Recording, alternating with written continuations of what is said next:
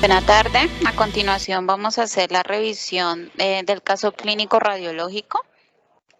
Se trata del caso de una mujer de 36 años que ingresa a la consulta externa de reumatología con una historia de dolor lumbar de larga data. Al examen físico encuentran dolor en sacroiliacas a la digitopresión, por lo cual deciden solicitar una resonancia de sacroiliacas. Entonces tenemos un estudio de resonancia sacroiliaca simple. El primer corte es coronal en una secuencia potenciada en T1, donde el hallazgo va a ser estas imágenes hipointensas que corresponden a focos de esclerosis que comprometen el hueso subcondral del componente ilíaco de la porción cartilaginosa de ambas articulaciones. Aquí quiero hacer un acercamiento y mostrar que este hueso subcondral se encuentra conservado, todo lo que es esa línea hipointensa. La articulación no presenta alteración en su, no se ven pseudoensanchamientos, no hay presencia de erosiones, ni tampoco se identifican osteofitos asociados. Y el hallazgo es bilateral y simétrico. Al evaluar el resto de la articulación, la porción fibrosa no presenta ningún tipo de alteración y al evaluar las secuencias de STIR para buscar cambios inflamatorios, no identificamos cambios de edema. Tanto en la porción fibrosa como en la porción cartilaginosa, donde persisten estos hallazgos de esclerosis que se comportan hipointensos en la secuencia STIR. Entonces, con esto voy a hablar de patologías sacroiliacas. Primero quiero hablar de unos puntos claves de estas articulaciones. Lo primero es su orientación oblicua, que se describe como una oreja, lo cual debemos tener en cuenta a la hora de la planeación del estudio. Ya los tecnólogos saben que hay que tener en cuenta esta orientación.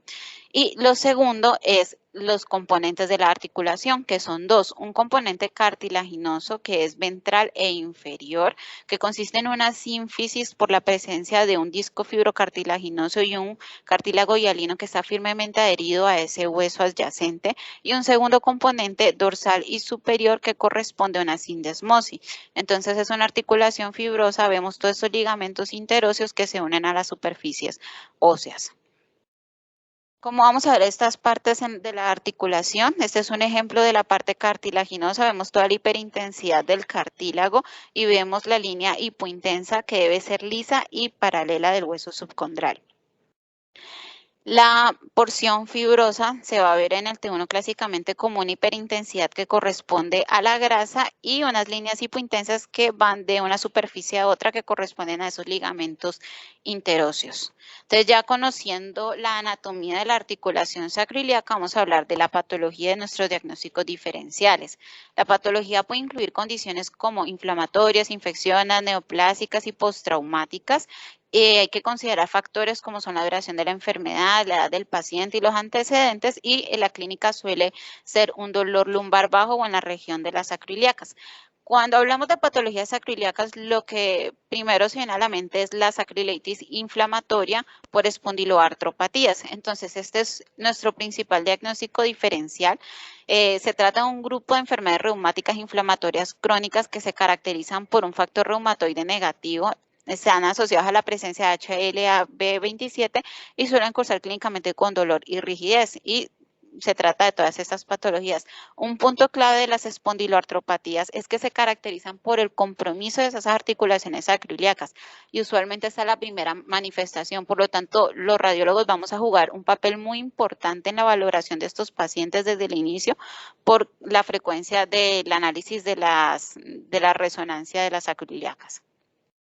Otro punto clave para entender esta patología y para lograr hacer un diagnóstico diferencial adecuado con las otras enfermedades es la base histopatológica de las espondiloartropatías, y es la presencia de una inflamación de la centesis, que son los sitios de inserción de tendones, ligamentos, fascias y cápsulas articulares al hueso. Entonces se van a comprometer todas estas estructuras y también el sitio de unión del cartílago al hueso subcondral. Entonces los hallazgos en resonancia los podemos dividir en inflamación aguda, que los vamos a ver en secuencias como STIR y T1 post-contraste, y hallazgos como inflamación crónica que los logramos diferenciar en un T1 simple.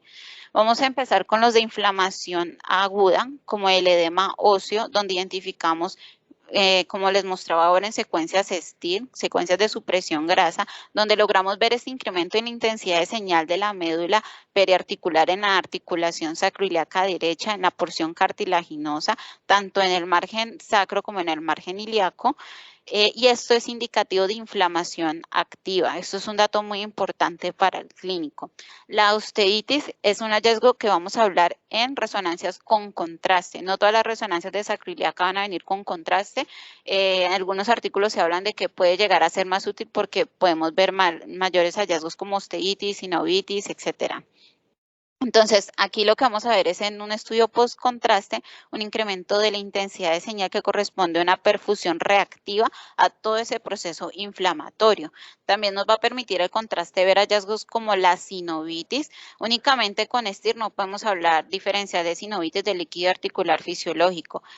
Aquí lo que vamos a ver es el incremento de la intensidad de señal. Si comparamos con el lado contralateral, aquí también vemos un foco de osteitis, que es ese incremento de la intensidad de señal del hueso subcondral, y una erosión ósea que ya les voy a mostrar mejor más adelante. Y esta es otra parte importante, otro punto clave de la sacroiliitis inflamatoria, y es el compromiso de otras estructuras, como hablaba de la porción fibrosa, ya que hay un compromiso de toda la centesis.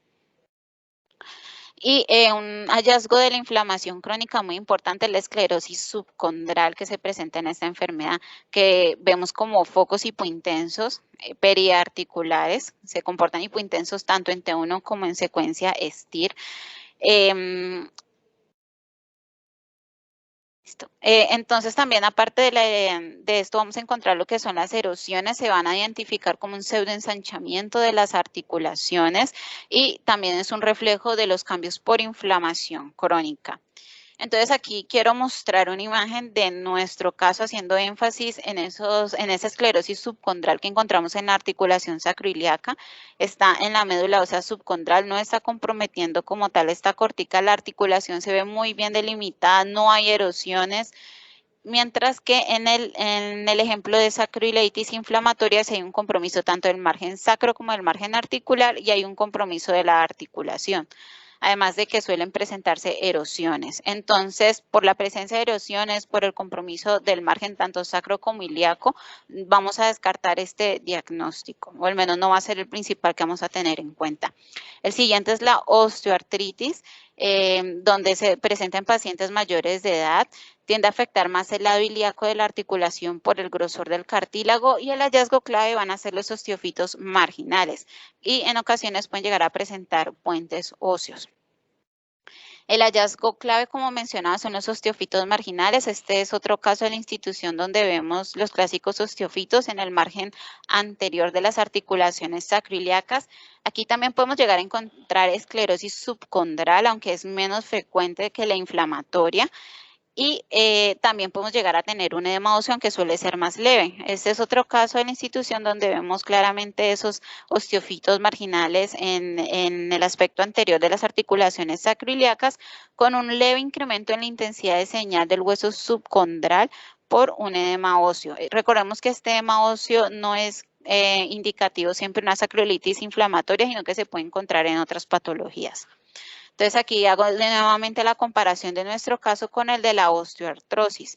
No tenemos los osteofitos que se encuentran en la osteoartrosis, además que tenemos una esclerosis subcondral amplia, que es el principal hallazgo y eso no es lo más frecuente en la osteoartrosis. Entonces también lo vamos a descartar como diagnóstico diferencial.